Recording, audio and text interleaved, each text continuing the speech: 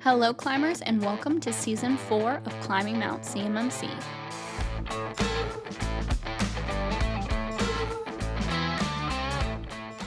Hello, climbers, and welcome back to another episode of Climbing Mount CMMC, the podcast. My name is Kaleigh Floyd, and this is Guerra, and we are part of an MSP called Axiom that is CMMC Level 2 certified, and we are very excited to talk about something near and dear to our hearts, and that is change management. And the change management process when it comes to being an MSP. What is it like to get tickets coming in from different clients in multiple different ways? How do you prepare your team? How do you prepare yourself? How do you prepare your clients for this? There's a lot of preparation, as you can tell. So we're very passionate about this topic and super excited to discuss it today. Bobby, do you have any opening notes before we get into these topics? Well, Di did a great job of talking about her experience. Yes, I'm not sure the order of how these podcasts are going to come out, but she came back on our show again. Thank you, Di, for coming back on our show again. Yes. We appreciate it a lot. If you haven't heard either of her episodes, definitely go back and see them. Somewhere around here, I'm guessing, might be a pop-up around those things or down below in the comments. Yeah, Either way. but don't leave this video to do it. At least wait until you're done. I mean, hey, rude, stop. Yeah, what are you doing? Just wait. Just chill for a little bit. Then you can go check it out. Right. But she did a really great job of talking about her experience. But what I thought would be really cool, Kaleigh, is for us to talk about from an MSP perspective. Mm-hmm. How are you going to be involved in as an MSP in your client's change management process? I get this question all the time because people are like, how do you do it? Do you do all the change management for the client? And they somehow reach out to you? Do you use your ticketing system? Do they have their own and somehow it ties into you? All these questions will be answered and more. So many questions. Now, we're not claiming CMMC Jesus here on MSPs, right? So if you're an MSP listening to this and you're like, I'm going to do it a different way, great. Yeah. Make a podcast about it so we can hear yours. Right. Yeah. But we're going to share what we do. If you see me in the hallway, grab me and say, Bobby, this is how I do it. I'll be like, thank God. Thank God tell me something else. Somebody that can tell me something. I would love to know more because I think we're figuring this all out together. Yeah, exactly. So let's talk about the first bullet point, which is something that we bring up in multiple different topics, but is quite important with this one, which is leadership buy-in. Mm-hmm. So do you want to speak a little bit about that today, Bobby? Since you're leadership yourself, yeah. you had to buy in. Well, with change management, having leadership buy-in is critical from, I think, some very big perspectives, but two come to mind really first and foremost. The first one is they need to then start pushing that policy for everybody to follow it. Mm. If when you're doing training about change management or you're talking about it, if all your leadership doesn't show up because they're too busy, that sends a pretty clear signal about how they're going to be handling change management. Change management, if it's coming from leadership, if they understand it, they're going to understand that now they need to start taking that into consideration when they're making critical decisions, because they might go, oh, well, I bought this new CNC machine. It's on the loading dock. You guys can get that installed right now, right? And you're like, you didn't even go through your change management. You got to plug it into your network. You're having to reconfigure stuff. We don't what? Yeah. You know, as leadership, they need to understand that change process is important. And even though they're the leaders and they write the checks and they can say how things have to be done, they need to follow it too. And they need to start from the top and push it down that this needs to happen. Mm-hmm. And the other thing that's really important is that the process takes longer. Right. So again, we're taking this from the perspective of as an MSP. So you see a lot of tickets that become change management that come in all the time. We get several a week, at least, if not more than that, several a day sometimes. And what's happening is people are asking for things because leadership hasn't pushed down and trained their team. If you're making these kinds of changes, then it's going to be change request and it's going to take longer. Yeah. Some organizations, we're incredibly fast with our ticketing process. Most tickets are closed out for us in an hour, not responded to, but our average ticket closure times is an hour. It's crazy fast. But when it comes to change management requests, it's usually a few days because we're not the only people on the hook. right? Right. There's multiple people involved in this Right. Yeah. process. The client has their own cab board that has to meet or go through the approval process. They got to do it. So what can happen is they go in and they're like, hey, I bought this new printer that we're going to have in the common area. And you're like, well, but you guys are authorized to print CUI on these devices. And now you're going to have another device over here and you want to be able to print everything that you were having on that one. But now it's going to be another one. So now we're authorizing a new CUI asset that's going to be indifferent. We got to look at how we're going to control that. We have to think about where it's at. I mean, there's a lot to kind of take into consideration. So that would Mhm. be a pretty good example of something that would go through change process, right? So if the person just, the admin person decided they were going to buy it, didn't even really talk with management about it. It's now on their desk. They want to go ahead and get it done. You're going to be like, look, you got to go talk to the cab to see if that's something they want to do. And then we'll talk with them about it. And then if they prove it, then we'll go do it. That takes time, right? That's Mhm. not going to get done in an hour. No.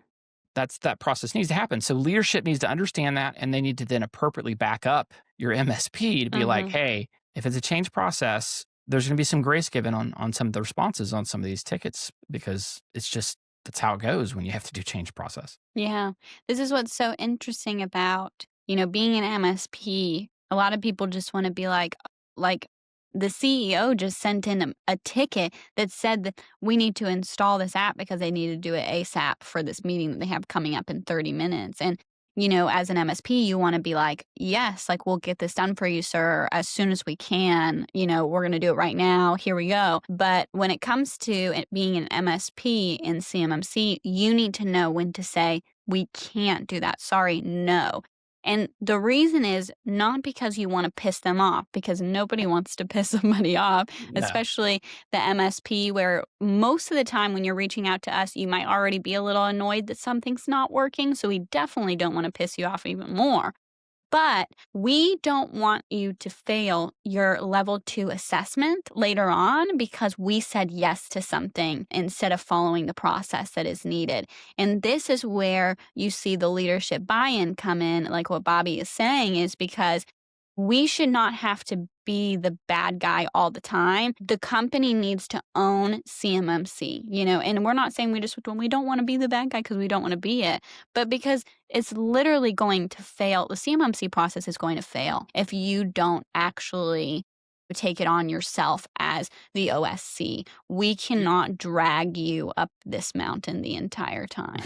That's a good, yeah. The example that you sort of talked about with the owner is Yeah, a good one. And because it we happens. use yeah, It it happens, happens all the and we time. use that in our mock assessment. Like, if you haven't watched that podcast episode that we did, Yeah, true. and we do it periodically, it's basically we just kind of go through but one of the examples that we used is during the assessment, the mock assessor caught that the owner of the company this is a fictitious scenario we created, Mhm. just like you said, and pretty much they wanted to get a machine installed because they had a bid that they wanted to do and they wanted to work from home. So they wanted the machine joined to the tenant real quick so they could then work on the access the data and start working on the presentations that they're trying to Mhm. do, for example. Mhm. And so because they put the ticket in and it's the owner of the company and they said, I don't care, just get it done, then the MSP just said, okay, and they did it. And then during the assessment, the assessor caught Pulled up that. that ticket, yeah, and saw that they And didn't. and then they got popped during the Mhm. assessment. And it just the reason why we brought that up in our mock is because it emphasizes the point that as an MSP, you may, like you're saying, want to just do whatever you can to make the client happy. And in your haste, you've jeopardized their CMMC journey. Right. And you have to be really, really, really careful about Yeah. that. It's so true. And so you can already tell if you're an MSP listening to this, you can already tell how CMMC being scalable for an MSP is very difficult Right. because of these scenarios that you're getting caught in. So the next thing we wanted to talk about is training the staff or the client staff on the change requests. So there's kind of two sides to this coin, but do you want to speak to that coin? Yeah, And so, the where you run into this a lot is that you've talked with the people on the cab, right? So the change approval board, the people that are going to be authorized to approve the changes. You have your policies, and everybody gets together. It might be leadership, might not be. It depends. I've seen a myriad of different ways that's played out. Some yeah, leadership are like, I don't want to do with any of this other stuff. That's not no. a great sign if that happens, but sometimes we see it Yeah. and we're just like, hmm, okay. Let's see how that plays out. And other times they're involved. Regardless, the cab exists. But then what happens is it just sort of dies there. And they don't then convey, like, what does a change look like? How do you submit the request? Yeah. Do you have to go to Axiom first, or do you have to go to the cab board first before you make the request? Those are all defined and should be defined by your policy and procedures of how you do it. But many, many times we see that the clients don't pass that down to their staff. We beg them to do it. So in fact, today we just recorded a video where we're like a training video that we're planning on releasing when the tickets come in, when they don't know what the heck is going on. So they can at least watch it, even though And we it's talked to so them. rude that they don't watch our podcast Right. already, but Right, exactly. But what happens is we trust that the clients that are going to continue to push the knowledge down to all of their staff, because we can't just sit there and go to everybody's computers and explain to them how they do a change process. So we ended up creating just a very, very short abridged video that explains what change process is and how you do it in general, just because we've had so many challenges around this.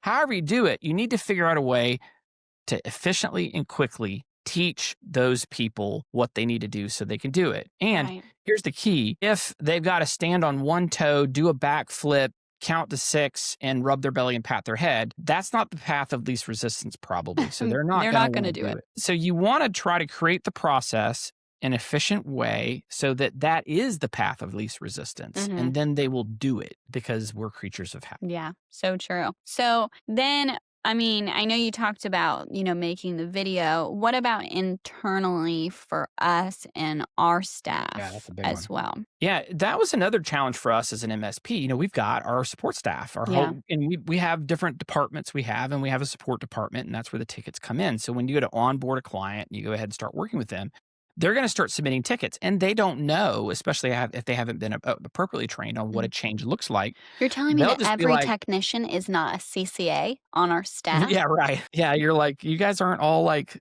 CMMC certified assessors, like that's all of your support staff. No, we have junior technicians and support staff just like anybody else does. Right. And we don't have like, all these, high senior engineers, and that's the only people that takes these tickets. Yeah. We have a myriad of different levels and skill sets in our support department. Because you need that. You need that as an MSP. Because you need that. It's That's a normal. healthy way for your department to work. Yeah. And so in order for that to work, that means you've got to train your staff. So you've got to have a system as an MSP internally that you clearly define what a change should be and would look like for your clients. Mm-hmm. So that means you need to have a documentation. You need to have documentation that explains who's on the cab for each respective client, who the point of contacts are to reach out to them, what your process would be when they reach out to you and you're like, okay, this is obviously a change request. Who would you internally reach out to if you're not sure, right? So you got to be able to give your people backstops. Yeah. So who are they going to talk to when they're not sure about, like, and we get some weird ones sometimes. They're like, hey, yeah, we've got this external hard drive and, we've got some research data on it. We want to plug it in. You're like, well, in your system, you've not authorized external devices at all. Like during your scoping process, you said none. And that flies in the total face of what you just described. Like, do you want to go back on that scoping design? And the person's like, I just want to get the data off of there. I don't know what the heck you're talking about. And you're like, well, how about this? It's a change request. You need to go to your cab, talk through it, and then kick it back to us, and then we can go through that process. Mm-hmm. Whatever that might look like, you need to, as an MSP, understand that's coming in the door. So you got to be prepared to handle it and know how you're going to work with it, how you're going to work with your clients, how your team's going to escalate it, and then work it back. And then I'm sure we'll get into in a little bit, but also where's this going to be submitted? What kind of tools are you going to use to be able to do that? Those are all things to think about. Yes. I think I would be wrong to not bring up in this moment that I'm sure people that are listening, and especially somebody who is part of an MSP, is already seeing how this is not very reasonable always for an MSP to do for one client of theirs that needs CMMC, because you see how many things are intertwined and connected to each other. Just as somebody being, like a company being the MSP for you has to do so many of these things, there's so much that they could screw up while doing it for your CMMC process without them realizing that they're screwing it up. And then you get to phase 1 of your CMMC level 2 C3 PAO assessment, and they catch these things or little things like this, and they're like, we can't move forward. This isn't even right, you know? And and so you already start to see why, and like I think it's so important to bring up too, because I have conversations with many contractors and small businesses that are trying to go through this, that are OSCs, that are like, yeah, my MSP has been going through this with us, but we're not sure if they can really take us there because we're needing to guide them on some things. I'm like, I can't even imagine the things that they've screwed up without realizing. But it's like not their fault that they don't know CMMC and they don't realize what it entails. And so that's why you need to have if you have an MSP and you are a contractor that works in the DIB, you have to make sure that that MSP knows CMMC. And if they don't, like, you have to be really careful going into an assessment with them. I would not recommend that. I don't know how you could do it. I really don't. Yeah, But and that's see, my I think some people soapbox. think that we like to take the stick of you gotta have your level 2, to beat you over the head with. No, it's not really that. What it is what you just pointed out, the devil in the details about making sure you have the escalation for your team to know in the Mhm. GRC side who to talk to, Mhm. right? For example, uh, it was just me and Adam for a time there that only had GRC experience. And so what started happening is like when we would be during assessments, the team would have some questions for support and we would be in an Gone. assessment all day. And we'd be like, we couldn't really answer their GRC questions until after we got out. Right. So if you only have like one person in your company has any of those questions and they're on vacation, like how are you even going to be able to do the change process if no Yeah. one else in the company understands anything about CMMC? Yeah. And those types of change requests and things are happening and they're just doing it. And if Mhm. assessor catches that, you're toast. There's no way you can come back from that. No.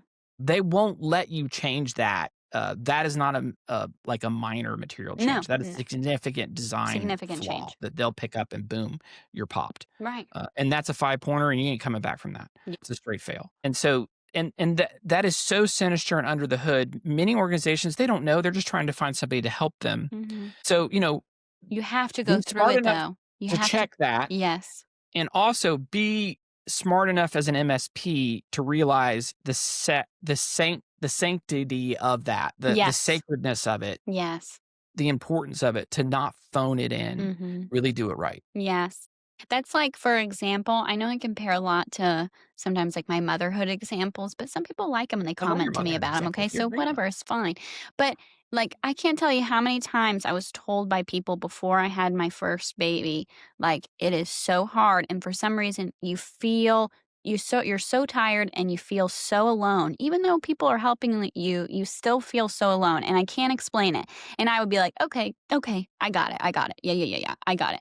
But then when you go through it yourself, you're like, wow, why do I feel so lonely right now? And it's like not until that risk like really hits you and the feeling really hits you because you have to go through it yourself that you actually get it. And that's why we recommend and we say having a CMMC level 2 certified, MSP would be the best, is because you know that they've at least gone through that. And so they've Right. seen those risks and have actually experienced them rather than just heard it from somebody and said, yeah, we'll be able to handle that. It'll be fine.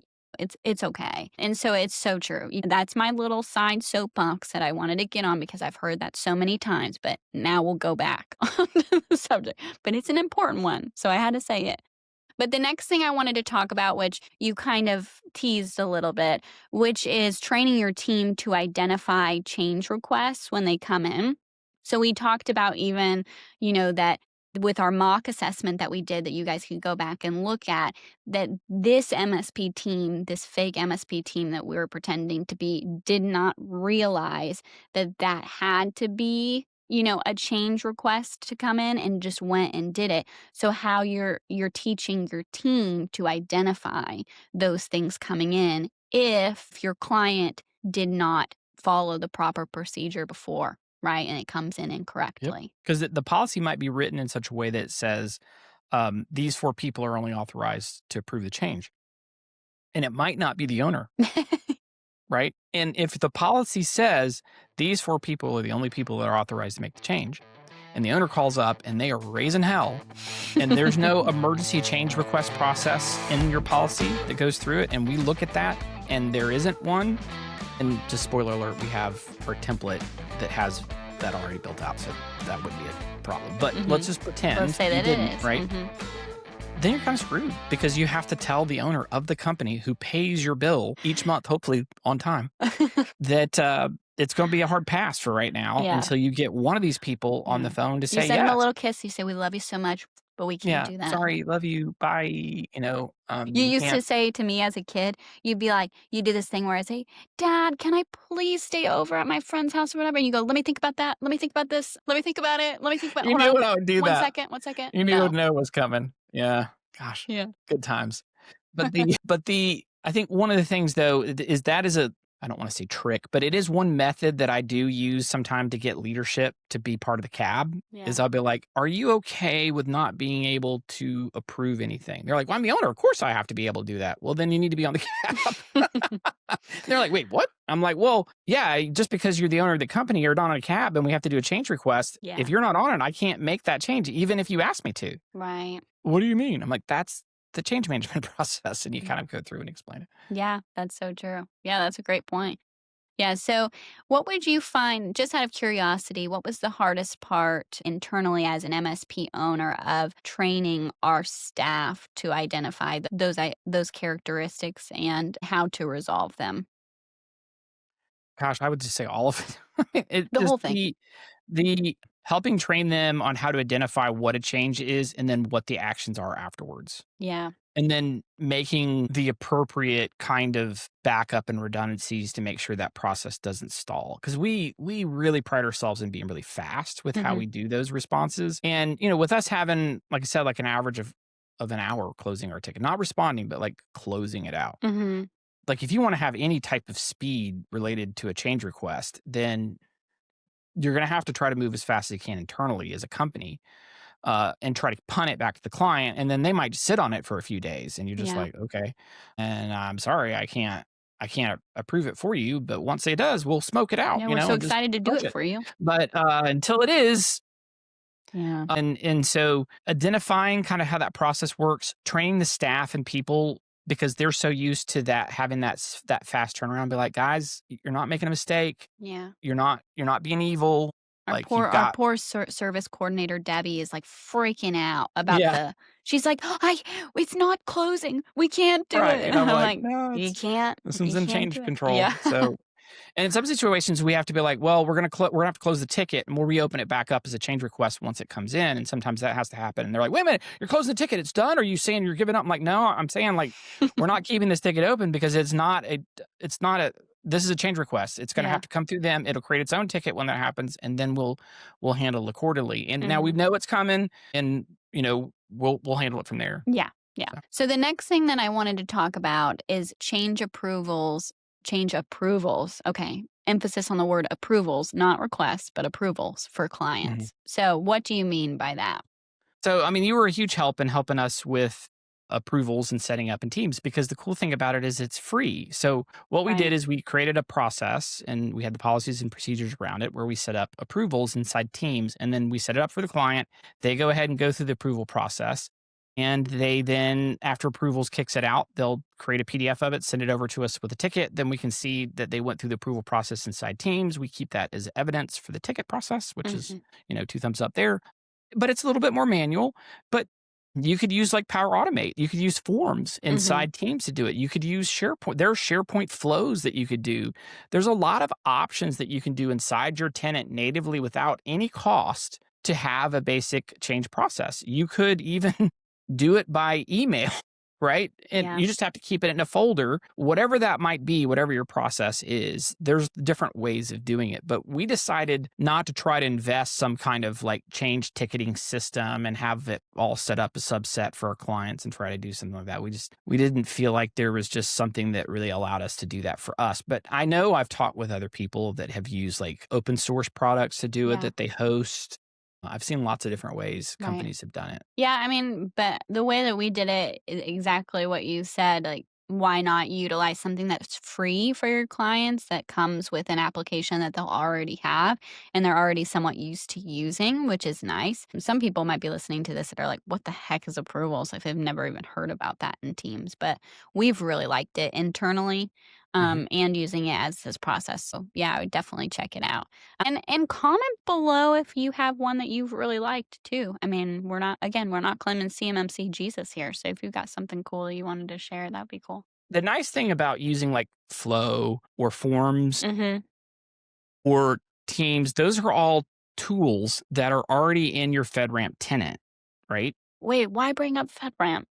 Well, it's I'm already just whatever you're using is something that's already been approved, Yeah. that is probably going to be much easier for you to inherit. Whereas if you're using a third-party product or some other tool, assessors might go, "Oh, what's this tool? Where'd it come from? Who has it? Where's it sitting? What type of data do you put in there? Where does it go?" Yeah, so They true. start asking all these types of questions during your assessment, and it could be a potential problem, and you should certainly be prepared if you're using another product, to answer those because they're gonna come gunning for you about it. Yep, couldn't have said it better myself.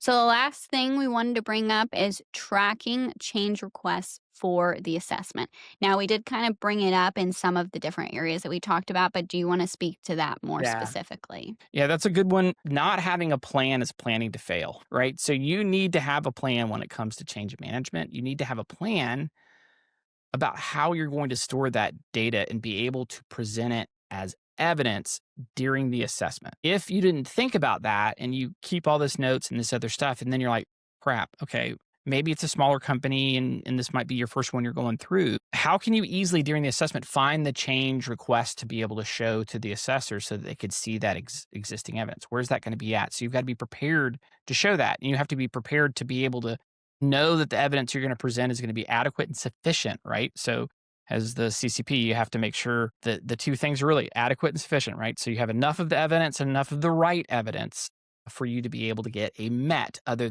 than getting an other than satisfied option, which you don't want that. So, you really want to make sure it says So true. met.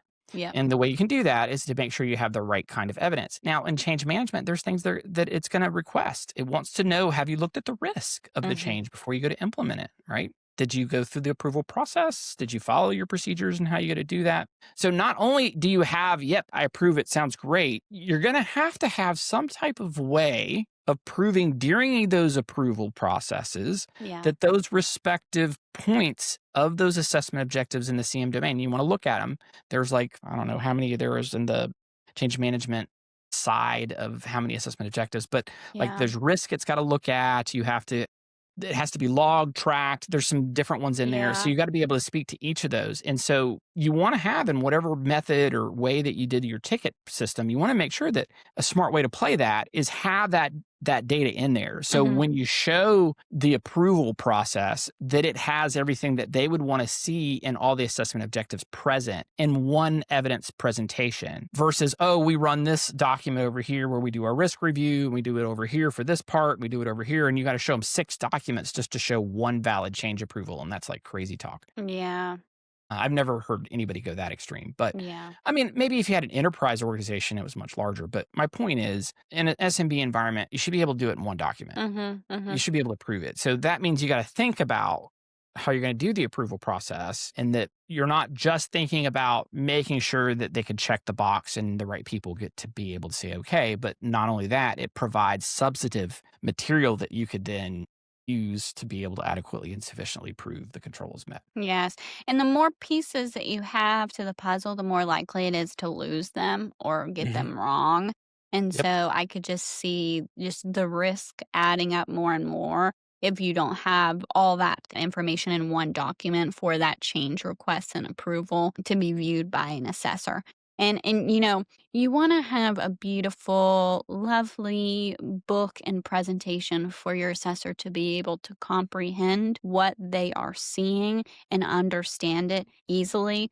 And the more pieces that you have to the puzzle, it also becomes more convoluted and Right. confusing to understand. And that goes with any control and any assessment objective that you're going to be showing. Your SSP should be easier to understand, not confusing. And the assessor's like, what am I reading here? What's going on? Mhm. Because then they're going to have more questions, and then it's going to take more time, and they can do more digging. And you don't want them to do that because it's more of an opportunity for them to find something random that's wrong. Even if you did an amazing, wonderful job, what do you like to say? You always say, "Dang it, my human factor kicked in." And, I got I say a lot of things. I 2025. didn't know where you were going I with got that. 2020. Yeah, what did you say? You say a lot. It could have been anything. It could have been yeah, I don't even wanna say some of this stuff. Some of the insane things that you've said on this podcast. I've been told to ban and never ever bring back up again. Yeah, there was one time this is just a side note for those of you who have listened for long enough in this podcast. You're 30 minutes in. That means you're a true fan of our podcast, so you can hear this. In a sales call, Bobby literally used the phrase prairie dogging to a client like a bowel movement almost, like he was trying to explain. And I said after the call, I called him immediately after that sales call, and I said, "Never say that again." And then I fired him right there on the spot. He was never allowed another sales call ever again because he said the I word can't believe you're prairie talking about dog. this on the podcast. Yeah, it's crazy. And Malia, if that's too TMI, you can cut it, but I say keep it in for the real ones. Because that's when you get to 30 minutes of a podcast episode, that's what you get to hear. And that's that. But That's your dessert for the day to really yeah, yeah. get a good laugh. Yeah, and then now I know if they haven't talked about it with us, if they don't talk about it in person with us, they're not a real fan. They haven't gotten through it. I'm just kidding. No, but to be serious and to be for real about this, you guys can tell by even just these. I mean, we only talked about 5 bullet points here, but you can really go to understand the amount of risk and importance this is just for change management for an MSP to be able to implement for one of their clients or multiple clients. It is no small feat. And we didn't even talk about how you make changes for the client, Yeah.